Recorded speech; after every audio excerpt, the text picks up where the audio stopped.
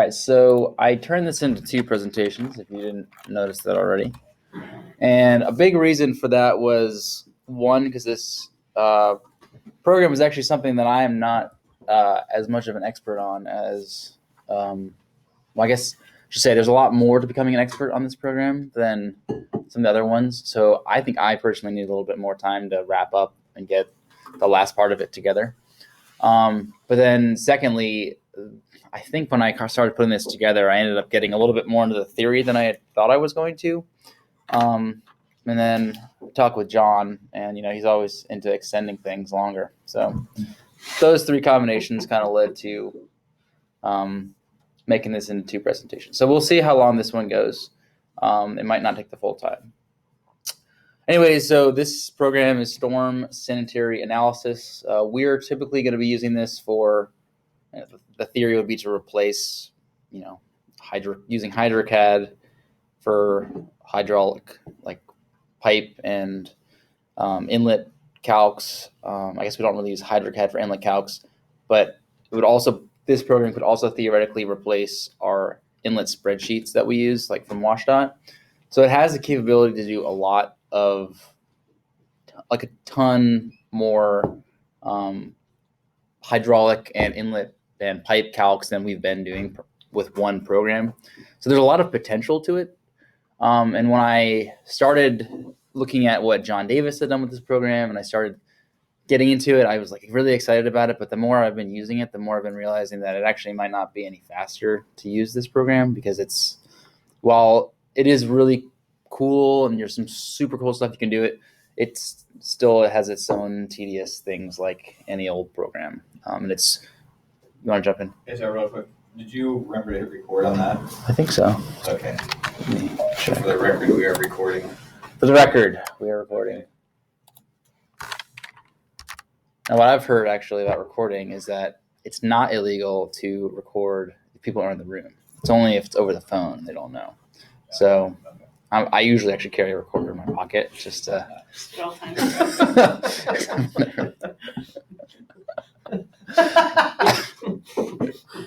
For the record, Paul is trying to bend the rules on this one. And we're all aware that we're being recorded. Yes. Okay, we're all aware that we're being recorded. So as I was saying, it's more tedious than I would have thought. And I'll show you this today. There's some really cool abilities to import data from CAD into our drawing, import data from GIS into our SSA model. But then you have to kind of manipulate it quite a bit to make it function the way you want it to. So has its pros and its cons. It's not as like we should definitely like do this program for everything because it's gonna like make everything better. It's not that simple. So what can SSA do? I thought this presentation would be a lot of talking about the program and then a lot of it comparing it to HydroCAD, because that's something that we all are pretty on board with, knowing what it is. And it's a good comparison point. So again, for hydrology, we typically use 3 different types of hydrology: this continuous HSPF model, SCS, and rational. And these SCS we use for pipes, and rational we use usually for inlet design. SSA cannot do the HSPF model. It does have some continuous stormwater capabilities built into it. You can take some data from WIM and put it into SSA, but you can't. This is not going to replace WIM. We're always going to be stuck using WIM, for better or for worse. And I do think WIM does some really cool stuff that this program can't do. So it's not like WIM is evil. This may be the wrong place to ask this question, but because WIM has a swim module, is there any connectivity with SSA because it's based on the same engine? Do you mean that little swim button in there? Elements, yeah. No, but as we've talked a little bit, the makers of WIM have been working on a new model called WIM Right. which their goal is to have one program that you can use WIM and something similar to SSA in it. Now, after having used it for a few minutes, I think they're a long ways off from having anything usable.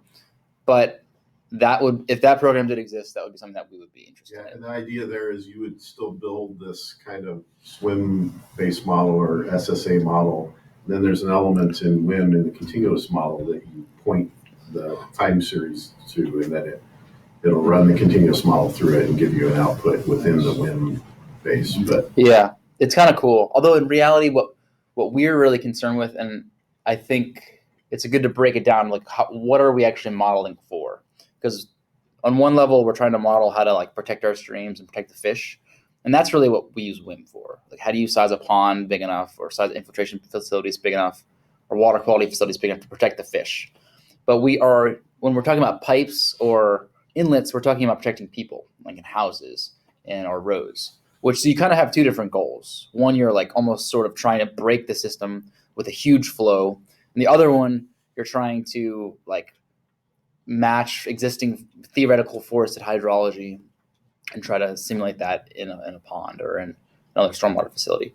So you kind of have two goals. So I think, in a sense, using WIM for the protecting fish goal and using another program or another couple programs for protecting humans and property and pipes and roads is a different.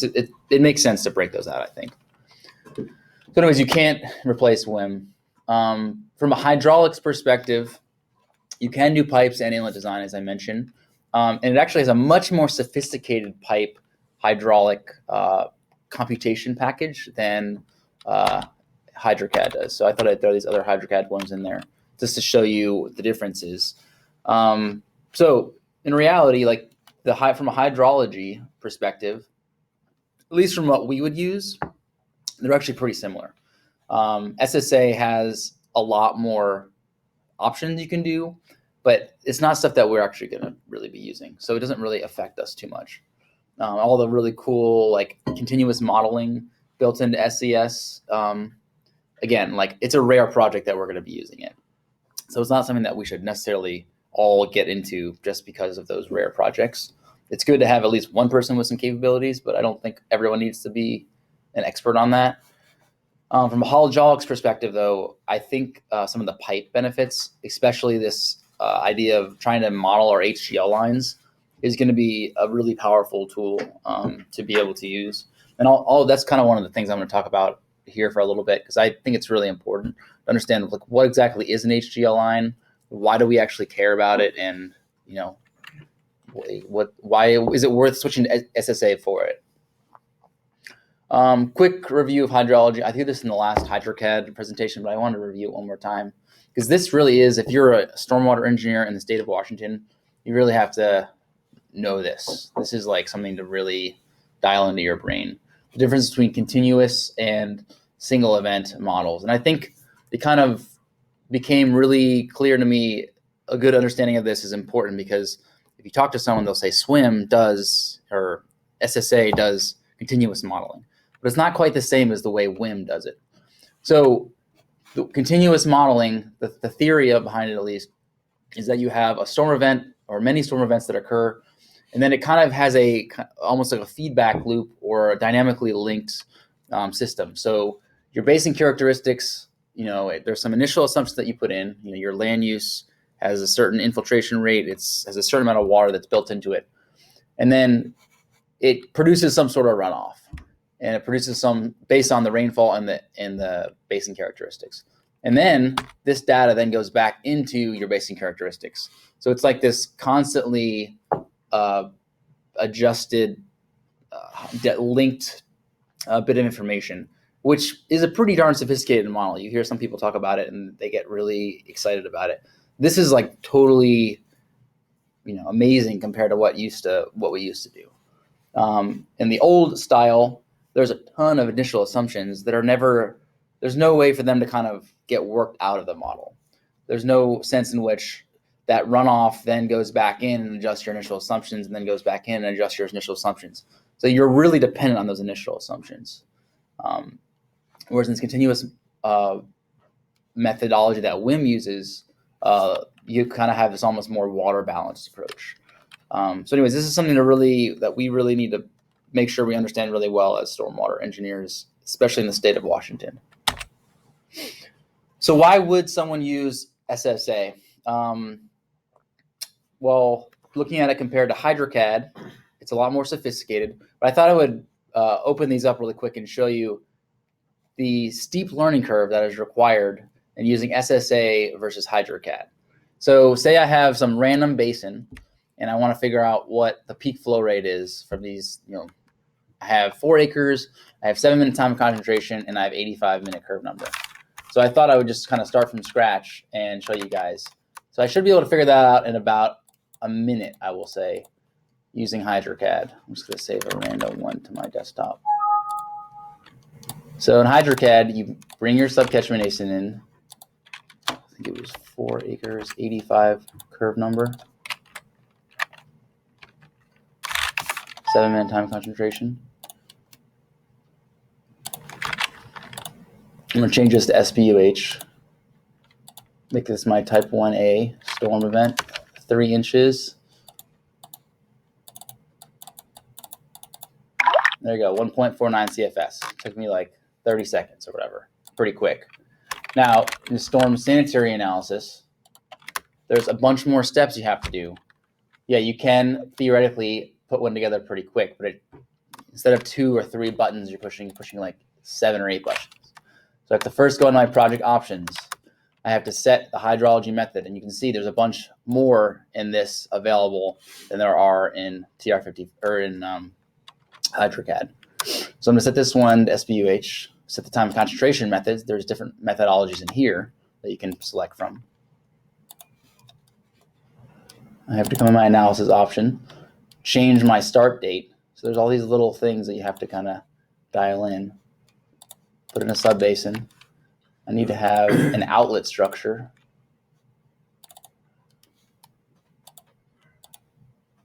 I might even need to have a pipe. Gotta create a rain gauge. Which, let me throw this in here real quick.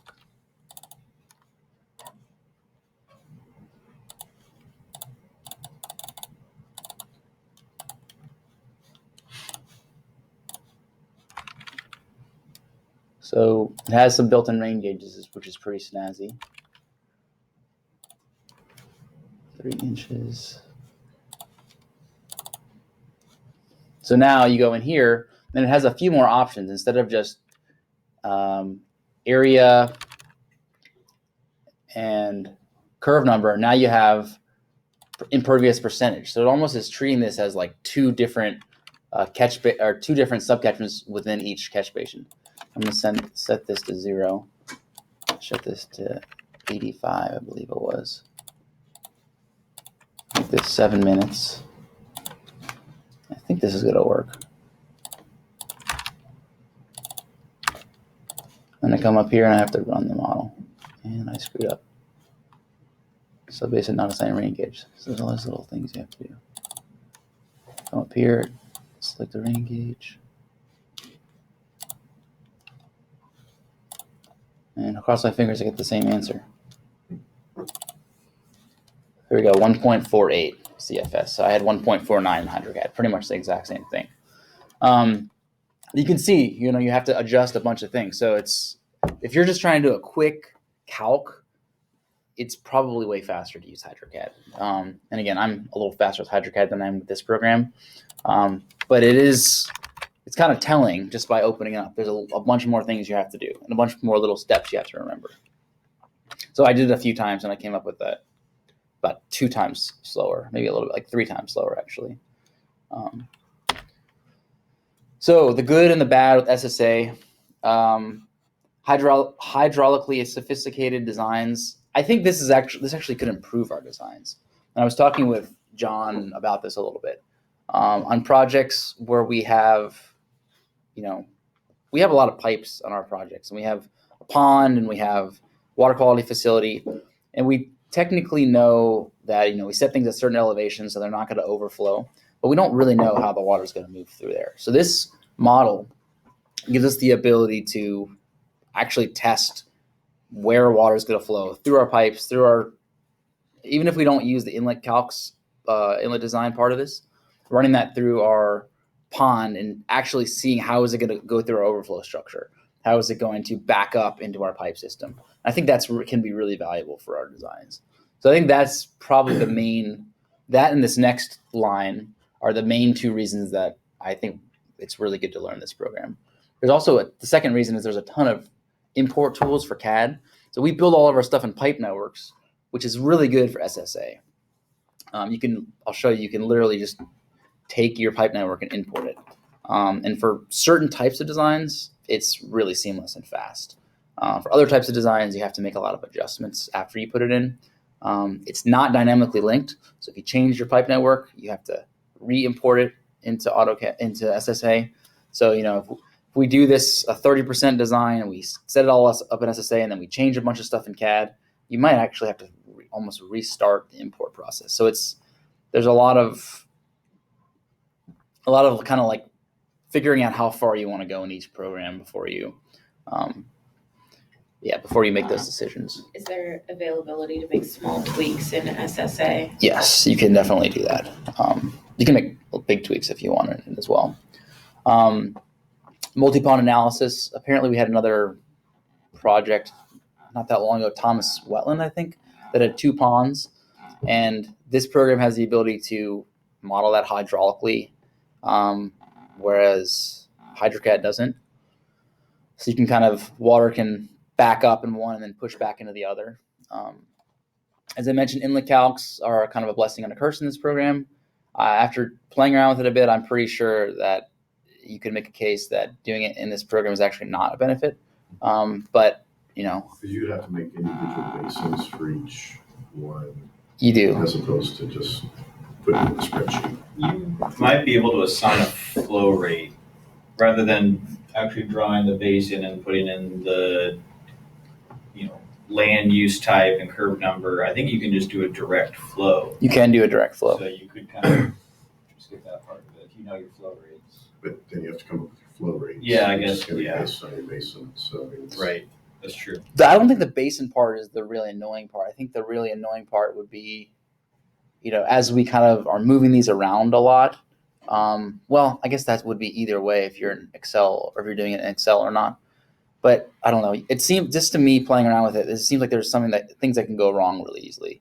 You have to end up kind of have 2 pipe segments coming out of your. Now I'll show you this a little bit later, but you basically have to have one pipe coming out of the inlet and then one kind of bypass link coming out of it. So there's a lot of linking up of data in order to get it. In order to exactly. Okay. Which another outlet basically, so it's exactly connected. Exactly. Okay. Yeah, I can see where it would be pretty cumbersome. And I'll show you one that John Davis did. That's pretty cool. But you see how many files he had in there, and you're like, you spent a ton of time in this. I can definitely tell. Widely used, is recognized. There's a lot of good support for this program.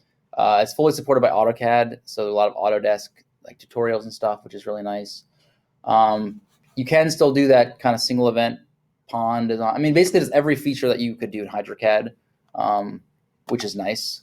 So you could theoretically just replace using HydroCAD with this if you wanted to. The bad, there's definitely some learning curve. It takes some time to get it up and running. The model takes some runtime, which is a little bit annoying. You have to kind of rerun the model. And I noticed this. You can't run the model you can't, in HydroCAD, I can have one basin over here and I can run, it's almost like having multiple models in here. If there's some sort of error with this piece of my, equation or whatever, I have some problem in here. I don't have to mess around with that if I want to do something separate over here. But in SSA, you have to run the whole model as one. So you get an error and you have to figure out your error. And it's just, it's, again, can be kind of cumbersome and tedious. There's not really a great connection with WIM. I mean, you can output stuff from WIM, and it's better than HydroCAD, but it's still not that great. Inlet calcs are a pain in the butt. And then pond design, I'm surprised that there's not really an optimizer built into this program. You're still kind of like HydroCAD, where you're kind of adjusting the orifice, adjusting the pond size, adjusting this. It's just so many knobs you're turning, and so it takes forever, and then you don't actually get to the best design. So I was a little bit surprised they didn't make something in here. But you could also use HydroCAD or a spreadsheet for some of this work. And there are other software programs out there, but this seems to be for hydraulic design, it seems to be one of the better ones out there. Okay, so a little bit of review. As I've mentioned this probably before, peak flow rate is based on 3 pieces of information.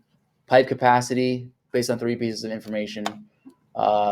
Area, time concentration, curve number, and then pipe capacity, but based on your pipe size, your roughness, and your slope. And this that was kind of interesting how that came through my phone, through my computer. This formula right here, Manning's equation, I literally would memorize this if I were all of you. This is something that is like a equation we use for so many different things. I'm going to go in a little bit more depth here about how many things we use this equation for. But this equation is where these 3 things go into. Your pipe roughness, number 2, your shape or your pipe size, number 1, and then your slope. So is there more to hydraulics than open channel flow? This formula is for open channel flow, which basically is a channel like this with no top, an open top. The idea is as water builds up in here, as your flow rate increases, water moves up, it's not going to hit a top of pipe somewhere, which we don't actually design that many things that are like that. Almost all the channels that we design are pipes. So why are we not figuring out if those are ever in a pressurized situation? If the pipe is overflowing. Well, typically we design our pipes so they are always in open channel flow. And this is basically how we typically design our pipes, where it's not coming out the top. But that's not always the case. Many times there is kind of a bypass or a backup somewhere. And in our ponds, that is often the case, where water is backing up, especially in larger flow situations. What's our target? Is it 85%? I don't know. I've shot for 80% typically, but I don't. What target for what now? 80. Pipe capacity of full 100%. Well, I think 85. There's a point that has the maximum. Yeah. I think it might be 85%. Yeah, I think so. One thing that we don't calculate in HydroCAD is hydraulic losses. So as a pipe enters a structure and there's a turn or multiple types of water are coming in from multiple pipes, we are not adding any additional head or hydraulic loss through that system, which you could say that, again, where there's a lot of conservative design in our pipe systems and our structures, and we're designing for 85% or 80% or whatever it is. So we don't need to necessarily worry about that, but this is a way to actually model that. One thing I'm going to mention real quick. So what exactly is, we've talked about HGL line a little bit. What exactly is an HGL line? Well, an HGL line is basically your hydraulic grade line is what it's called. And people often say it's synonymous with a water surface line. So what elevation is the top of that water at? Now that is true in open channel flow. But when you have a pipe system, your HGL line can actually be higher than the top of the pipe. So what does that mean? It basically means HGL line is the water surface. It's kind of like where would the water be if there was no top of the pipe? So if it's in a pressurized system, if water's all at the top of the pipe and somehow that water burst out the top or something, it would go up to the HGL line. There's another thing you hear a lot, which is called energy grade line, which essentially counts for a velocity term. We call it like a velocity head. And these two things together are basically is the amount of total energy in the system.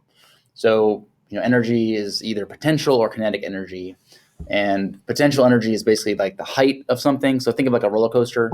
Top of a roller coaster, you have a lot of potential energy up really high. That is essentially this bottom term here, this Y value. So how high up is the water? This is all potential energy. And then kinetic energy is how fast you're going, essentially.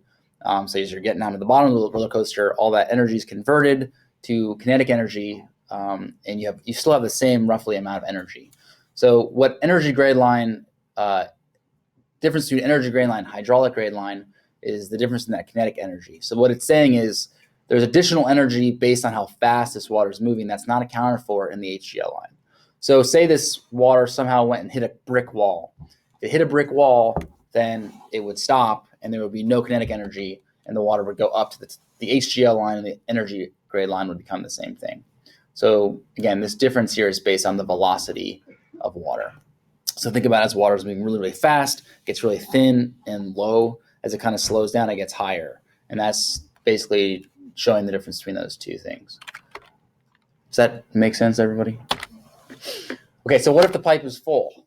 How do we calculate the water surface line, the HGL line, the energy grade line? Sometimes there's reverse flows in these systems. There are structure losses. When we have this condition, what's going on back up in that system? Can we ever get to this situation here where we have water kind of bursting out the top, and can we figure out what that flow rate actually is? So there are two main different ways that we typically calculate the HGL line. One is called the friction slope method. It's like the simplified method, and this is what you would use if you were like using WashDOT or ODOT's manuals. They have a spreadsheet for this actually, and ironically, it still uses the Manning's equation, but instead of using this Q term or flow rate term, you basically do a little bit of I'm not sure what the word is, but you manipulate the variables and you solve for S, and that becomes basically what your what's called your friction slope value is. So your goal here is to try to figure out what is this friction value. Let me see if I have this up. This is it.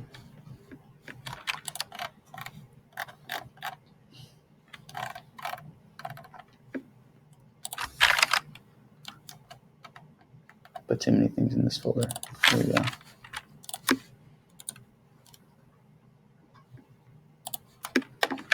All right, so imagine you have like manholes and you have a pipe running at 1%.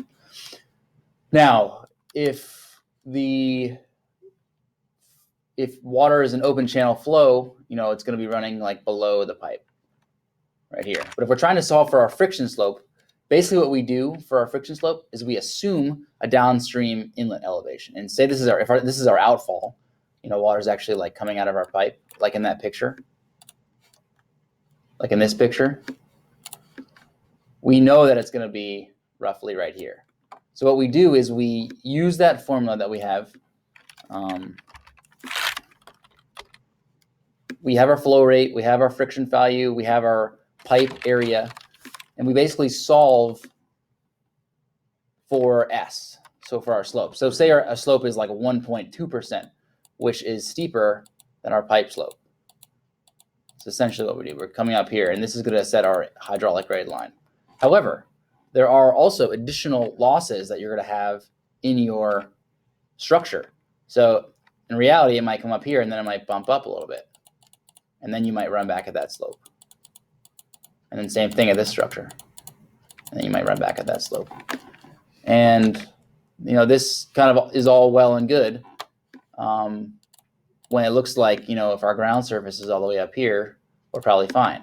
However, what if it comes down right here and there's another inlet down lower? It's exactly why we want to figure this stuff out.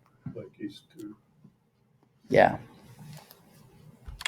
So this is essentially how you would do it by hand. You're basically doing a hand calculation, and the spreadsheet that you'll see starts at the bottom of the structures, runs back at that calculated slope, adds whatever losses you have in your structure, and then keeps going from there. That's essentially what you do. Now you can do that in this program as well, but they have the advanced style, which is basically like a hydrodynamic equation, essentially, that essentially is going to just hold continuity and momentum constant, if you will, through your system. So continuity is basically the amount of volume that you have in your system. So water going into this structure, same amount of volume has to come out of this structure. And same with momentum, basically motion, which is mass times velocity. So going in and going out. Now there's going to be some friction losses that you're going to have in this. So it's going to calculate those mostly based on velocity that are going in and going out. But yeah, does that kind of make sense to everyone? All right, I'm going to actually jump in the program, and I've done a little bit of background why I think that there could be some value in using this.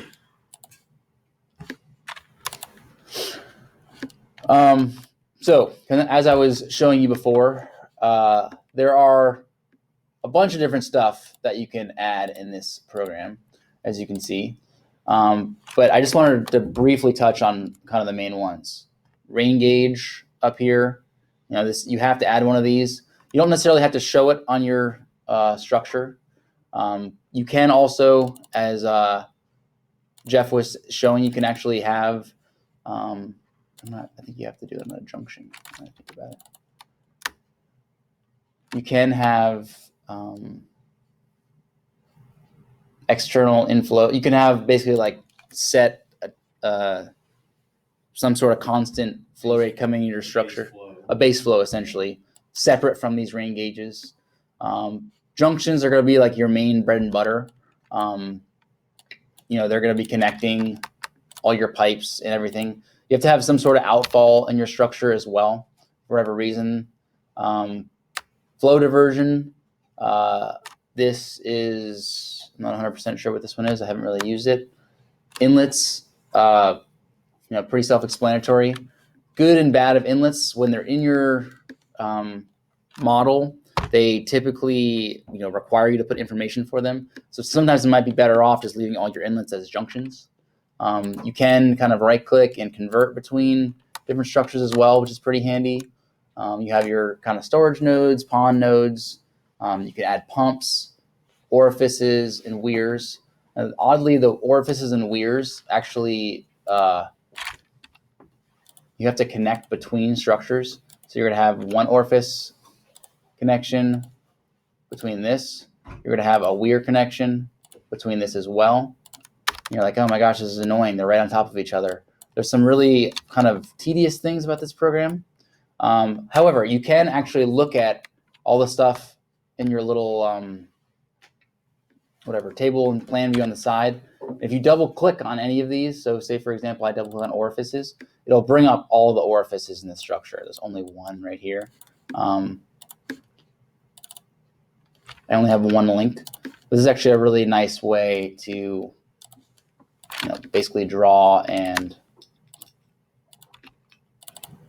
now I have two links in. I can see the lengths in here. I can adjust them. I can see that they have 0 slope. You can adjust your remaining roughness value. You can basically do everything that's in this this menu. Now, when we get to our large road projects, you end up having like 50 to 100 of these in here, and then it becomes a total pain in the butt. So it's good and bad. You can adjust exit and entrance losses, or if you want to do a more detailed hydraulic grade line profile and really understand maybe even downturn elbow that has more losses, then you could really understand that Totally. Hydraulic surface.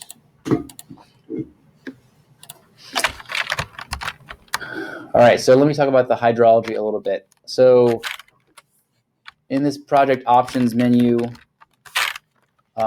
is where you kind of set how the project is going to run. And then you have your kind of subbasins, then you have your rain gauges as well. So up in the project options, you can adjust all your units and everything that you might want.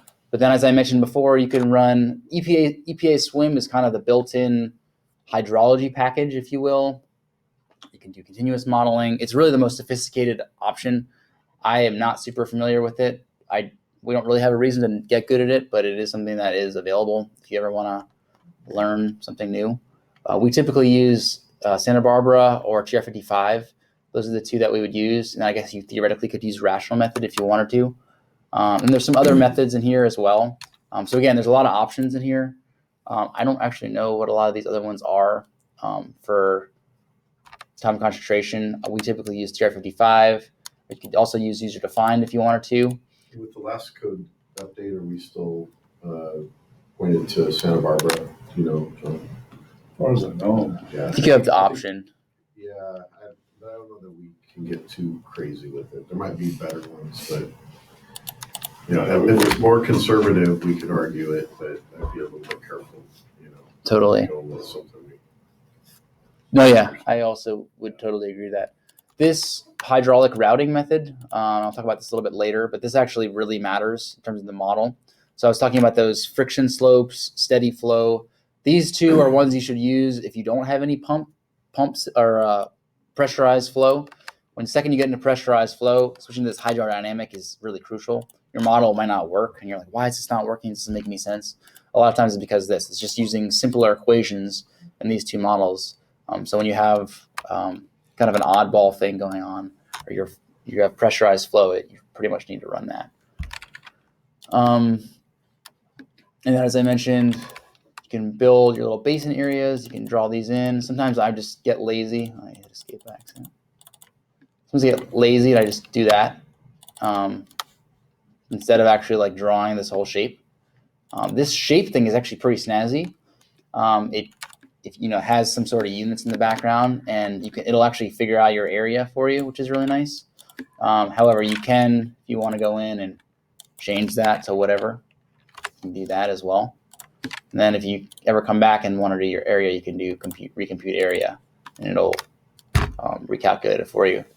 So you can drop in images and stuff behind your drawings. You can drop CAD files in behind your drawing. So you can actually use this to try to be relatively accurate. As I mentioned before, you have an impervious percentage area.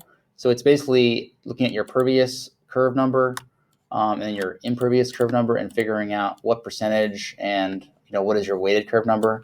I'll often set this to 100% or set it to 0%, and then just set this to whatever I want it to be. Does one override another? Like if you set the weighted curve number, does the rest become obsolete? I don't think you can set it actually. Okay. It's kind of like a built-in thing. Okay. But the time of concentration, you can set that. So you can set that as 5, or you can set it with this sheet flow, shallow concentrated flow, all these different ones. So you kind of have the option there.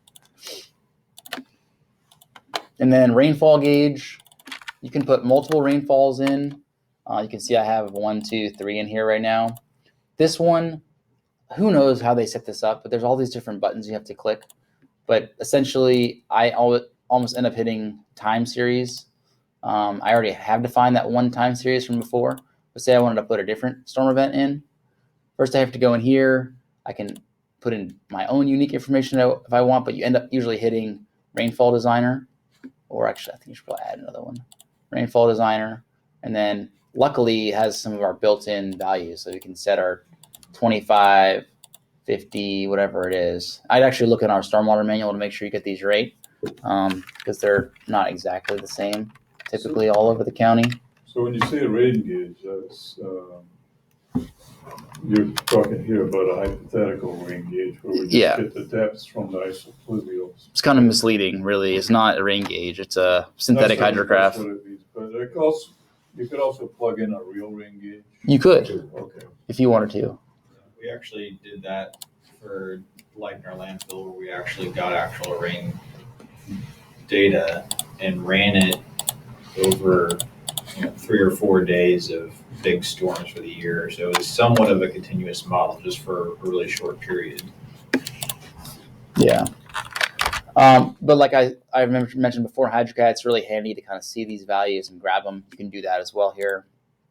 I can save this data out if I want to and use it for some other model, or plug it into Excel or play around with it, whatever you want to do. So that's kind of how you set up your model, at least from a hydrologic standpoint.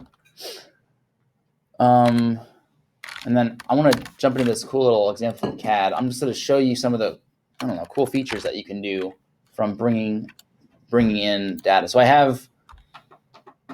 This is like basically the building that we're in right now. We're sitting right, here, somewhere in the middle conference room. I basically just threw a pipe network in here. And, I don't even know what size pipes these are, but there are some pipes in here. I think I threw one inlet in. And I actually also threw a catchment in.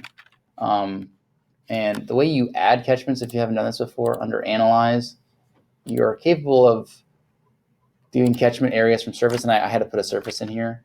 But say I take some random point, can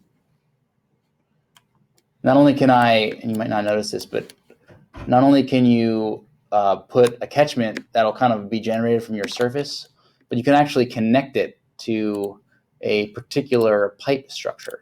And you might wonder, like, why does this actually matter? And this does actually matter when you're using SSA, which is kind of interesting.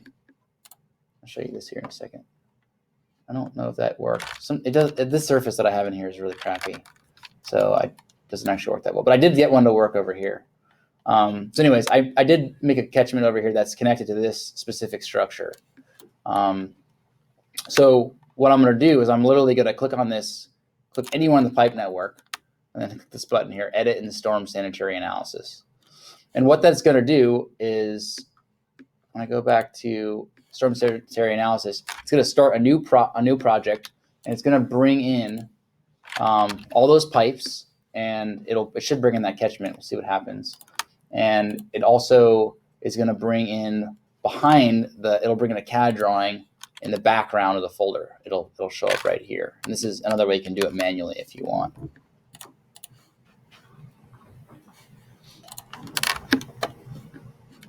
So it's asking me which pipe networks to bring in. If I had multiple pipe networks, I could bring those in as well. Bring other ones in as well.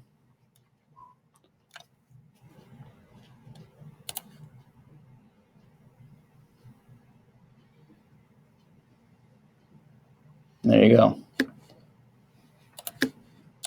So it basically brought in, you can see the CAD file behind here. If you wanted to play around with those layers and whatnot, you can click on the layers in the CAD drawing and turn some of them off if you want to. I can unload it if I want to. Maybe I want to turn them all off just for now, just to show you. But you can also see it brought in all my pipes, and I don't think I named them. I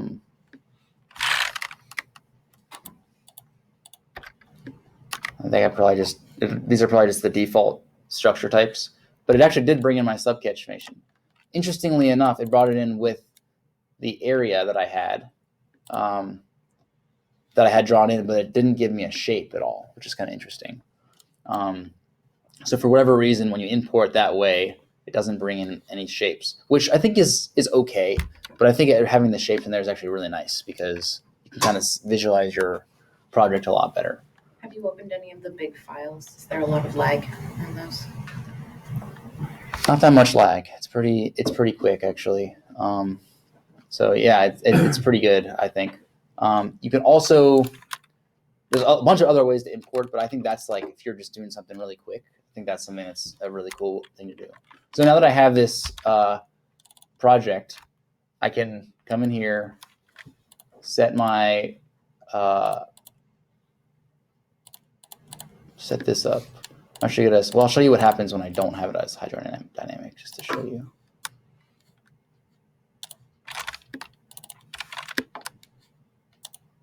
Oops.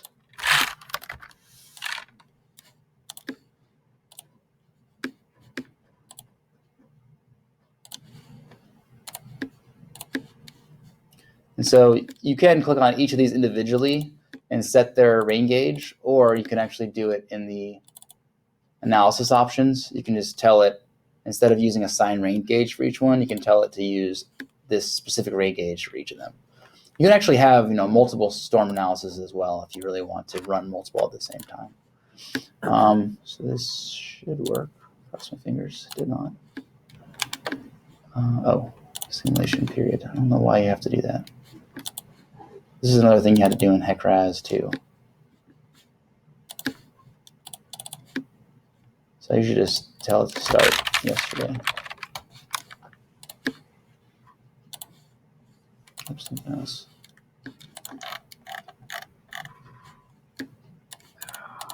So I have a negative slope in all my pipes. So this is kind of an example of how this can be slightly tedious.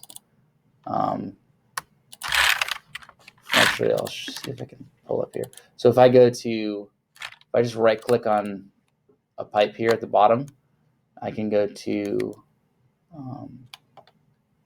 start profile plot, and I'll go up to this. And I can kind of see where my pipe is that's clearly messed up. So that's going to be kind of helpful. So you can see it actually has the top of the rims built in from AutoCAD. So it's really it's pulling in a ton of data. I'm actually interested. This is so bad. I think I'm going to set this one lower. So instead of 95, the top, if I set this as 90, or 85, and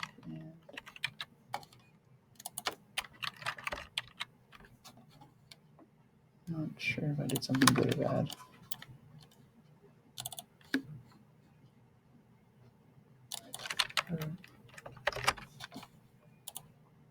Okay, well, see what happens. Again, this is good and bad. It's kind of annoying that you have to sometimes play around with some of this You're gonna data. have an adjustment like that after you bring it in. You shouldn't. I mean, you could fix it. If you set up your network. network correctly, it should work properly. Oh, see, now it runs, which is kind of snazzy. And you can see it's giving you something really funky going on in here. And what's happening is I think it can't figure out which way the water is supposed to go. And this is really because I don't have it set on the super dynamic setup. So if I change this to hydrodynamic and then rerun it, it still gives it to me high, which is interesting, but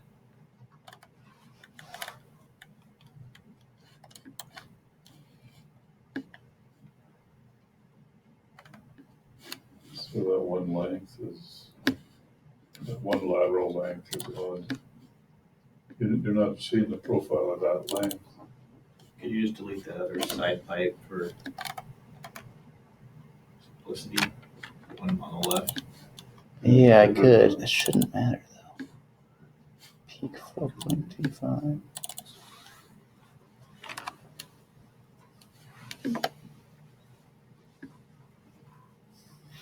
So I had a working model, but I accidentally deleted it before the presentation. So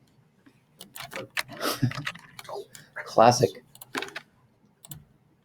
Something to do it out loud. Yeah, there's something going on here. Well, we had to check this so I can do that same profile plot going to here and see how that looks. It's kind of interesting. Water's basically backing up all the way in here. Oh, maybe I didn't set the.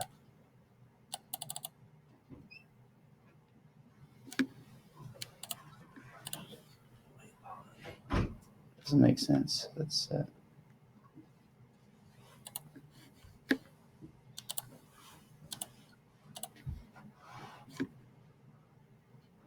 I think you would get to the bottom of that. Well, if you're laying out your pipes beforehand and taking a little bit of time, you wouldn't normally see that. Well, I don't know. It should work. Well, it looks like it is, to me, kind of working. It's that other pipe that's coming in, Yeah, so it one just on- doesn't have any flow because there's no catchment associated with it or inlet. So it's just showing the flow in the, and it Just delete the pipe. just looks like the other pipe's way up high, so you have that, I guess, big sump at that one junction.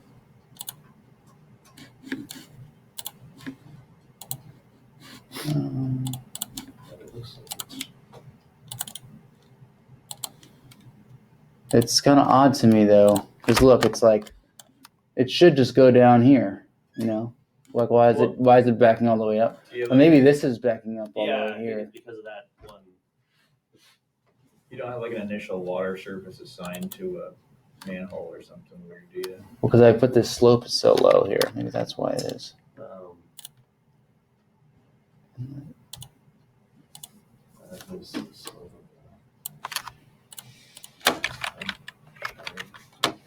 I think that's debuggable. It's solvable with a little more time. You can look at it that way. Let's try that. It's a little bit. Yeah, no, and it's gonna back up a little bit in the middle pipe because of the slope difference of the outfall pipe. So it looks like it's probably just backing up just enough to start the pressurization, which is causing it to.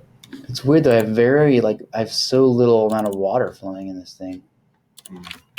Like there shouldn't be any. Oh, you know what it is? Okay, I just remembered. Sometimes when you run this program, it sets your initial water surface elevation really high. Oh. And so because I changed all those values, I moved all the pipes down, but the water surface elevation stayed at the same spot. So it was starting in a super submerged condition. Because really, you shouldn't see anything in your pipes at the beginning of your No. profile. You should have to run it through time before we see it step up. So here we go. Yeah. There you go. And you can actually, let me turn this on. So you can kind of see the HGL line there, which is pretty cool. And this actually looks a lot better. So then, in this case now I can, if I wanted to, I can make this a little bit bigger. I could actually add in another subcatchment.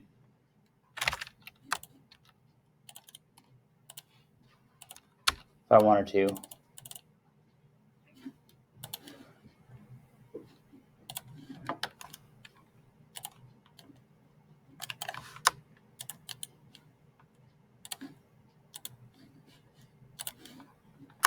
Anyways, this is a pretty snazzy tool, I think. You can kind of play around with it a bunch.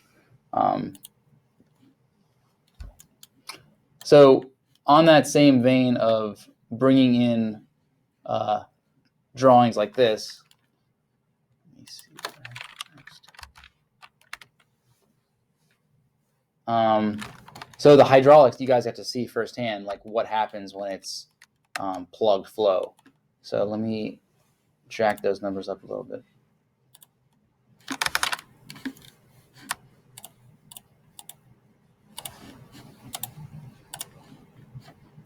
Which one is it? This one? So say, for example, I decided to make this 100 acres, something huge. Let's see what happens.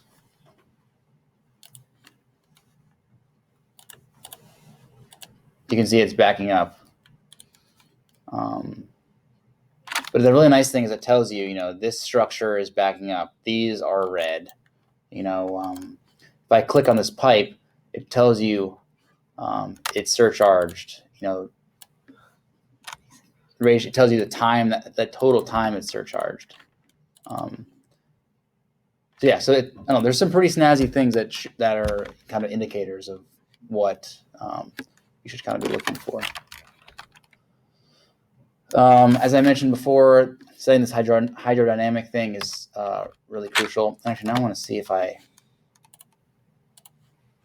Yeah, as far as, private development versus public works project, I think this is more attractive for public works where you're looking at larger names in the road versus smaller private development where you're just concerned about your site and then tying into something else. Totally. Yeah, I completely agree. Yeah, you're trying to kind of almost break the system and see like what's going to happen if something catastrophic happens, or. Well, the classic, if we're in a sprinkly rain state, just little trickles of rain. But if you're in a heavy rain state like Georgia or Texas, you would be analyzing two things where we analyze one thing. You would be designing for the minor storm, which is what we design for, which is the 10-year storm. And then they would require you to do an analysis for the major storm, which is the 100-year storm. Totally. Now, 100-year storm will be in the pipe, and there'll also be a foot of water in the street. So you're calculating both of that. And you'll always have to do a hydraulic grade line. That'll be a constant requirement. And in the past, the those are just being done. We've had software to do the open channel unsurcharged tenure flows.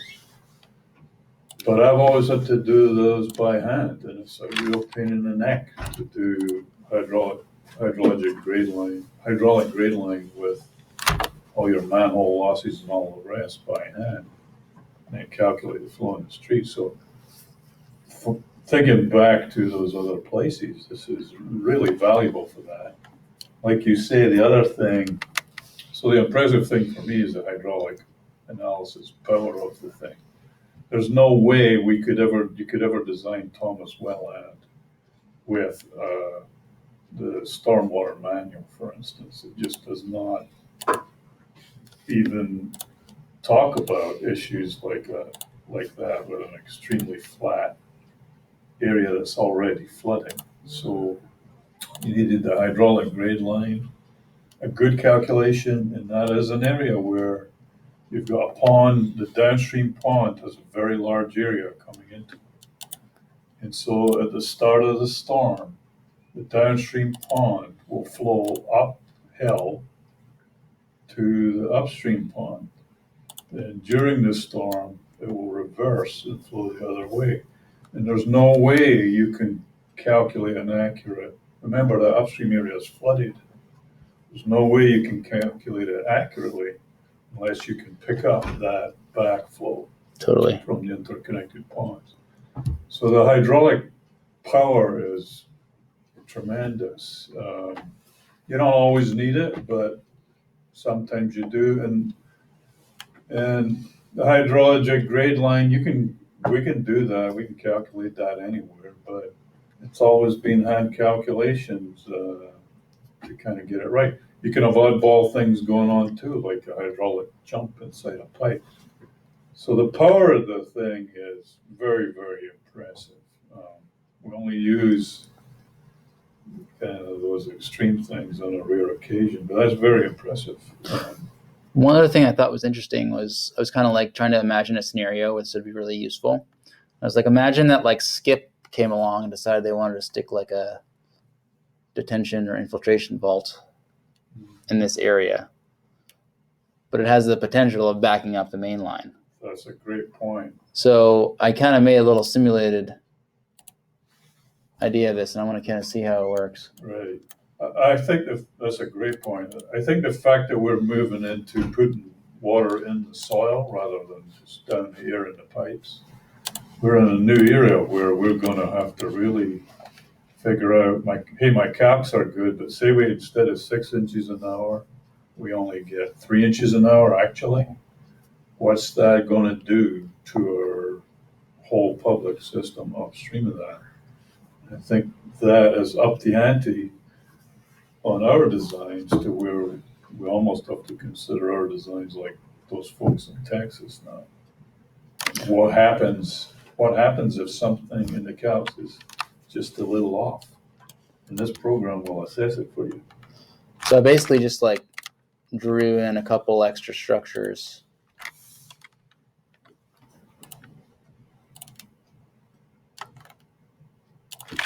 I didn't really even set the elevations right, but we'll see what happens. Always looking pipe system. Not sure what. Oh, there you It's a new innovative design, John. go. Gotta embrace the newness.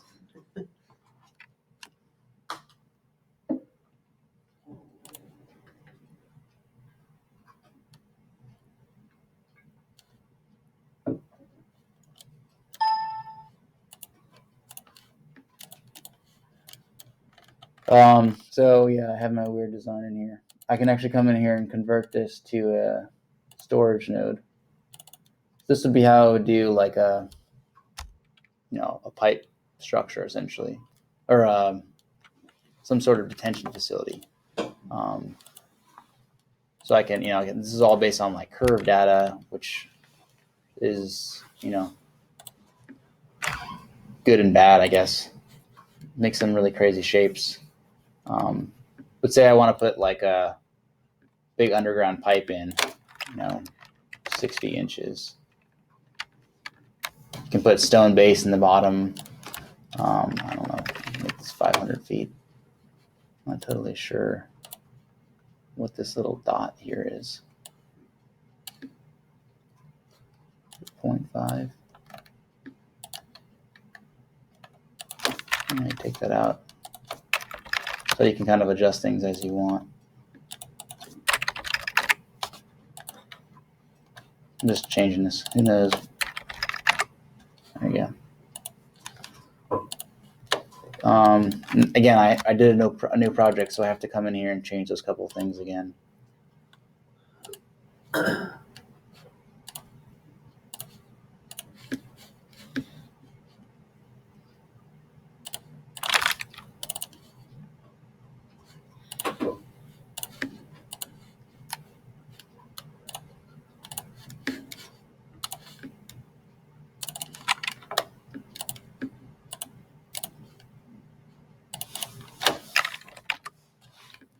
All right, so I doubt this is going to run, but we'll see what happens. Oh, yes, it did. Actually, it's the only little slip basin I have in here.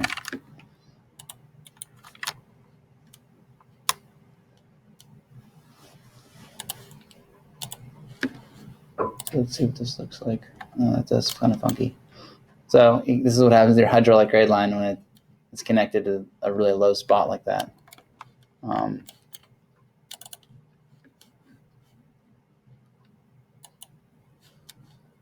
Pipes.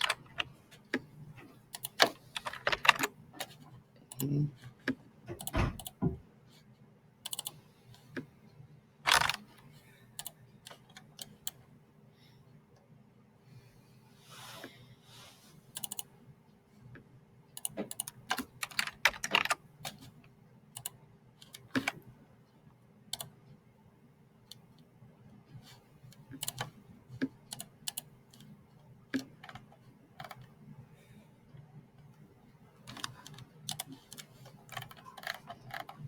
I'm just thinking I can make this like a really little I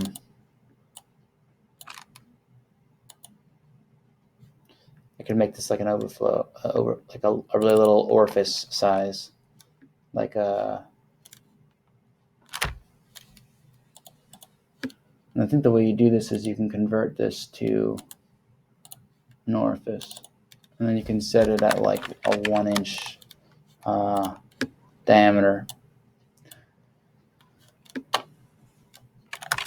This is actually gonna work.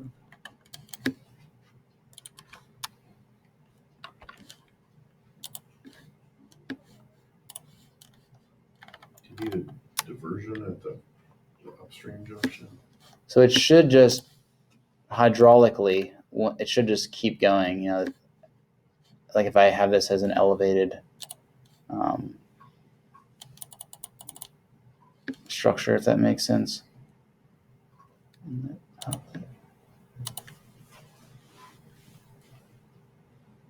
9.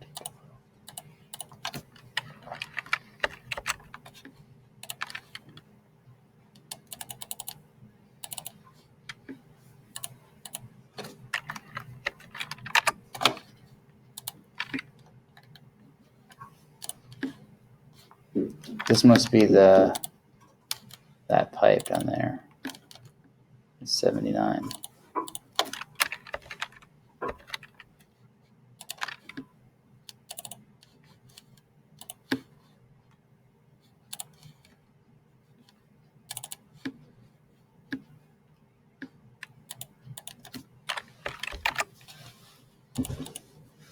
All right, let's see what happens.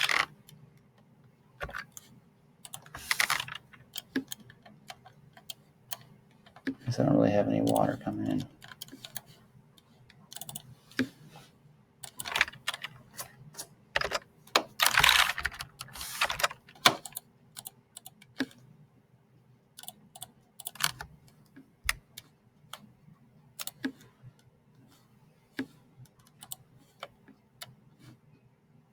I don't really seem to do much. Or you're still, What size is the pipe? yeah.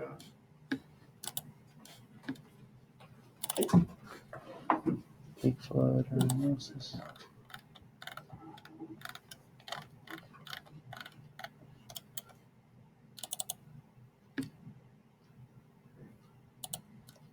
Sorry, this is I thought this was, again, I had this all set up, but it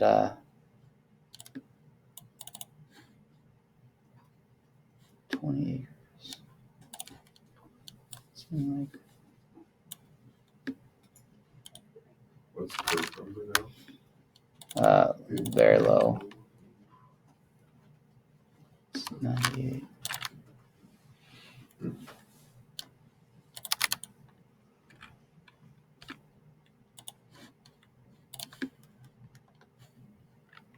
I think this is set really low.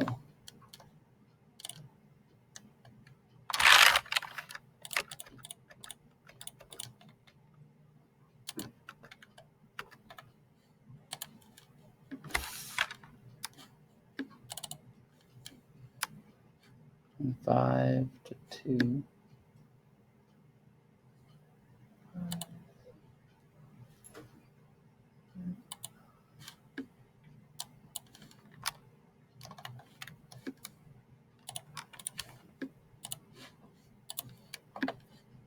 I think this is just really low.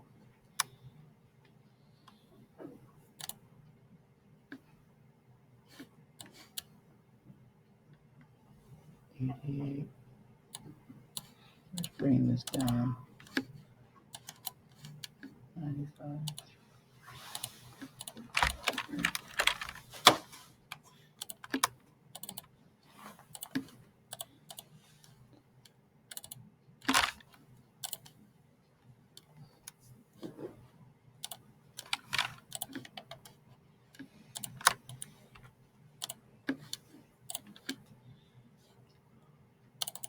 Sorry, this is not going to get ready. Well, you get the idea. Theoretically, you could get this to work, and you could actually run an orifice through here, and then have this be kind of like an elevated pipe, if you will, for an overflow.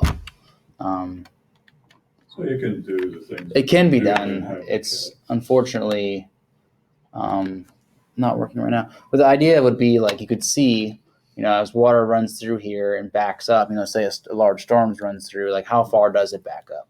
Does it actually come into, does the HGL line back up enough that you would be concerned with an inlet somewhere? So you've shown that you can get the pipe network from AutoCAD. Is there a way to go the opposite direction? So any changes you made, you could bring back into AutoCAD? Or? You can do that, like if you make adjustments, but if you start adding pipes and you start moving stuff around too much, it doesn't really like it. So it's something that I would do with caution, I guess you could say. There is a way to do it, I'm though. not sure that there's a way to keep our parts aligned. Okay. Like our That's another good. parts library, if you bring it back the other way, I think it starts to default to some of the out-of-the-box stuff, so. Okay. Yeah, I'd avoid that till it's a little bit better. If we figure out there's a need for that. The one cool thing you could theoretically do with that is, I don't know if you've ever noticed this, but like in our, let me get an actual structure.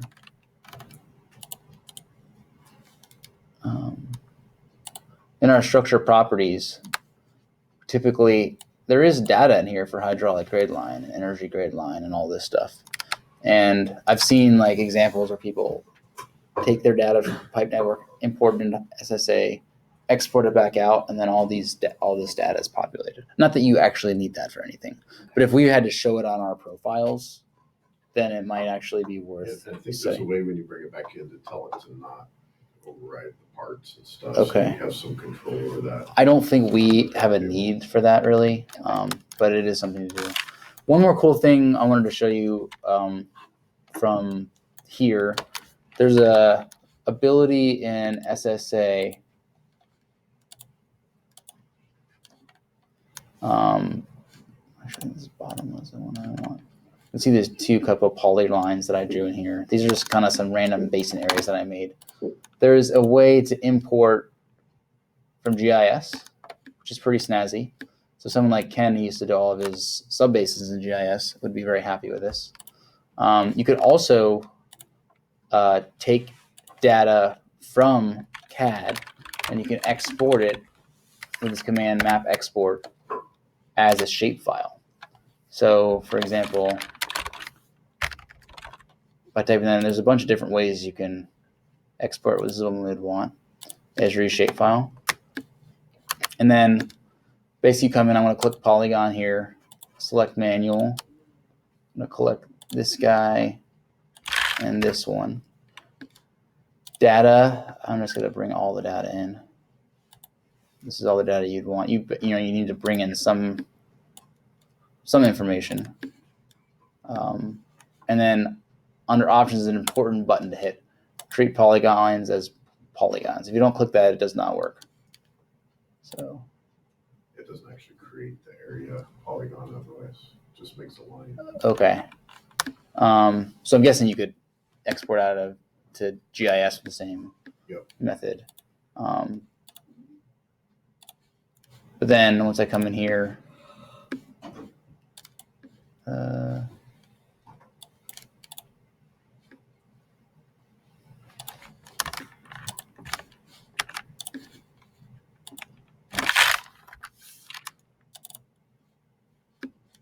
can see it populates some of these fields here. It didn't take all that data that I put in, thank goodness.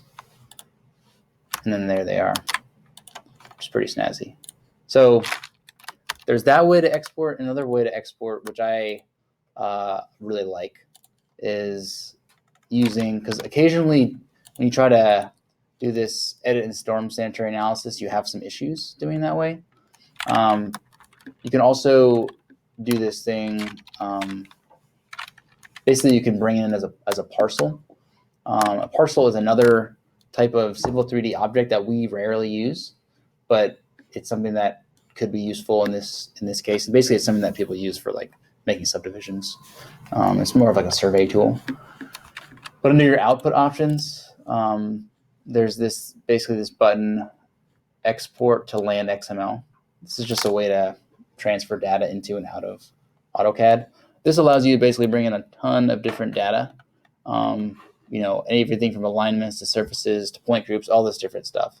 So we would really just want, and I don't have any parcels in this project, it would be under sites, but you could bring in multiple pipe networks through this. You could bring in your parcels, and then you basically bring it in as one land XML, and then you can import that. Actually, I can do a new one and show you. So these are some TAC ones that I imported, pipes and parcels.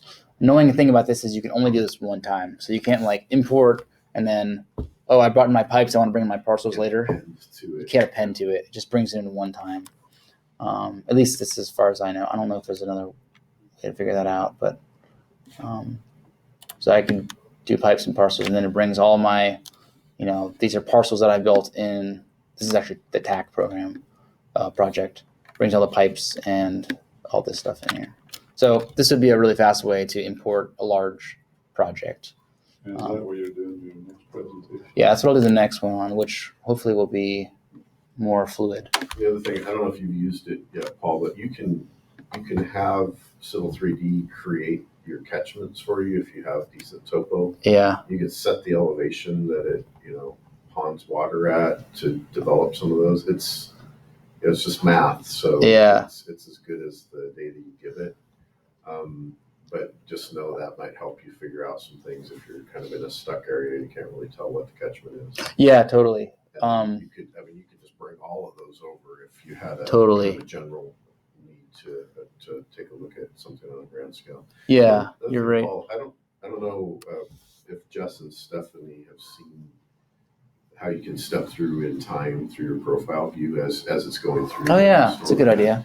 Just as it's useful, especially like if you're ever doing a pump and you're trying to sort out where things are maybe going sideways or how to set the floats and things like that. We haven't done much of that. Yeah, but I could see it. Yeah, I could see it in our future. So, so we were just looking kind of at the beginning of the time series on these profile maps, but if you can actually step through the time series. So. Yeah, and that's like the Thomas wetland situation with the ponds. That would show you just everything that happens. Yeah, and it's nice because you already kind of know what your HDL is at the start, but then you can, as you run through it, you can see where it, I don't know if you have one that works now. I unfortunately Yeah, that's got a rid of that very one that good I had way to before. Check your work, see if it makes sense with the rain coming down, getting more intense, and they're rising and dropping and stuff. Very good visual check that you've got a good model.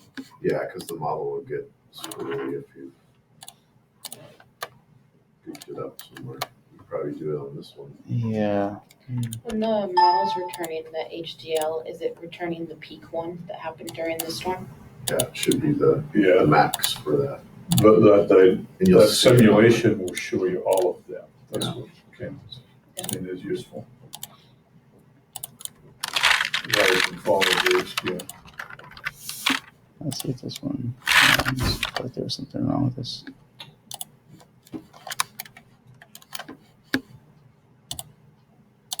Sorry, I should have brought that No, up it's, earlier. it's a good idea. You jumped ahead before I mentioned it. And I think Jeff's probably used that a lot to look at the Leichner stuff in the time series that he had. So HydroCAD did not do that.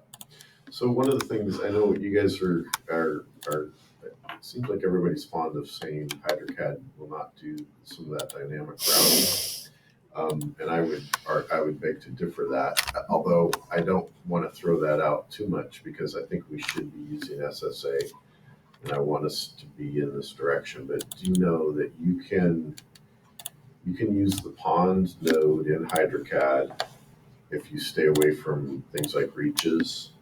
Use the pond as a storage node or as a catch basin, and you can set it up with an outfall, and you can route dynamically. You can change the way it's modeling so that it will loop back through and update the model as you go. We don't do a lot of that, but that is available if you need something quick and dirty. So. But it is quick and dirty. It doesn't do the full. Yeah, no. And you can manually key in the head loss for those ponds. You know, if you know it's a catch basin or you know it's a manhole. Oh, You basically treat them all use as the pond every node as structure a is a structure. pond. Yeah, Okay. and then every outlet pipe from it is basically the pipe in your run. Don't build a separate reach. So you just go pond to pond to pond and then put your. But this is much more sophisticated and we have a better shot of getting a better feel. The other question I had, Paul, was when Mike and I first started using this was probably 5 years ago, there was a calculation problem in some of the flows and it was broken, but you couldn't tell unless you checked it. So we stopped using it. And I'm pretty sure they fixed it like a couple years Interesting. later. But Well, this I've seems seen- like everything you've shown. When I've compared stuff to HydroCAD, it's come up with similar values, but Yeah. maybe it's something that's worth checking. This was obvious, so Okay. yeah, it just they had something Some that error. would blow up a little bit, and then it'd show up, and you couldn't Huh. tell really unless you. I haven't run across that. Not to I say think it's not I there. think it's Remember what fixed. it was. I don't remember what it was, but I know it had to do with the basin, the flows we were getting out of the basins. I think weren't right. Yeah, or they would show up correctly to begin with, and then you'd run it, and then they would update, and they'd be wrong. Okay, So it's interesting. like, what happened? So it was a little squirrely, but I haven't seen that in anything recently. So Huh. I think it's probably fine. So that's just part of why we stopped using it for a while. So. Well, let me show this app animation. This actually ties into the last thing I wanted to show, which was kind of like reporting. Yeah, like what data can you actually get out of this? So this line shows like just the max HDL line, but this is a pretty boring model, but and for whatever reason you can't run it very fast, but you can kind of see it build up, and you can, build up. I'm not sure what that happened right there. Yeah. Sophistication sometimes has errors. That's kind of And weird. so every time that Paul has gone in and gone back and set that initial time step to a day ahead, basically he's just giving it that range to run on That's why we set it back to the day before. You can see the little And this timestamp is up showing, there. so he's at about, he's getting towards the peak of the storm there as it builds up. I should say both of these are zero slope, so this is kind of an odd hydraulic situation, if you will. Theoretically, this should just be at this point forever.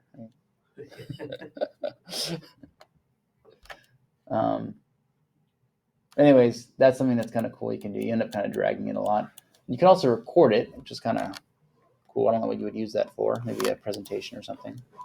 The other couple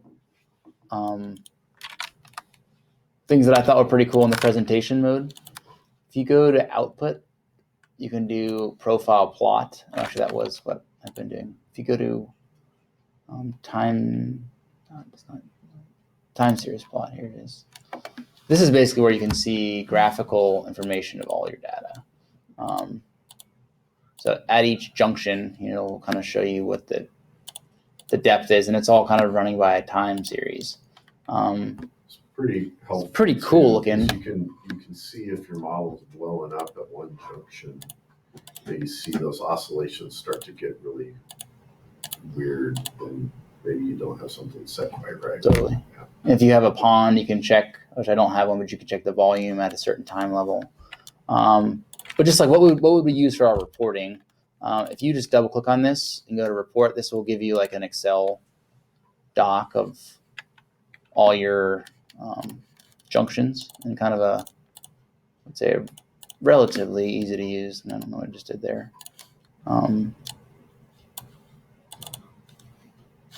Where did I just get out of that? I just X'd out of that. I got it run, but just a quick one on the reporting. So I think it's a great program. I think we've got the same issue with every program is you're all gonna want your work checked for mistakes. And the way to do that is you've got to report it in a form that somebody like me can check it. So you may have it all in your head, and it's all in this big program here, but you've got to spit out enough hard copies, I guess, so that you can facilitate that check. So I'm not sure what is very difficult to check is the standard thing, this thick full of numbers. It's impossible to check. So I don't know what it's got as far as an official report. Maybe you can customize it. But we've got to always think in terms of this powerful software. How can we facilitate useful QA/QC process on it? Some of it you're going to have to report for TIRs. You just must provide what they ask for. But TIRs aren't really concerned with flooding much at all. They couldn't care less of the DOE about flooding. So you got to find out how can we check it in terms of so extract some of this stuff from the screen and somehow get it Totally. a form that leads you logically through a complete check. And then the other thing on that is I like the idea of just running a big storm. Like it's the same, like I say, I'm going to put my thumb on one of your pipes and I want you to tell me what's going to happen. Are you going to pond 10 foot deep in the low point in the road, or is it just going to flow over the curb and get away? But this will let you calculate that. So for instance, Stephanie, we had that thicker wall pipe on East 2. This would instantly do that, and it would check those two sumps upstream. So the stuff we talked about, we were talking about a hydraulic grade line, just didn't want to do all the calcs. One button, and that would have done it for you. All right, I got to run, but Okay. that was good, Paul. Thanks. I'm pretty much wrapped up too. Just last thing, this little button here, Excel table reports. Basically, just pull all of your I guess that's, like I said, did it on this project that doesn't have stuff very cleanly shown. This is actually the TAC project. So it in the bottom here, it pulls in basically all the pipe information, all the junction, all the subbation information. And that other one I had, pipes, outfalls, junctions, rainfall. So it kind of just separates information in a way that's relatively easy to see. There is a way to do custom reporting. I haven't really played around with it very much. I imagine I'll probably end up just using this methodology and making something that's useful for me. But I don't know. Yeah. All right, so that's pretty much all I got. Good stuff, Paul. Yeah. Thanks. Interesting.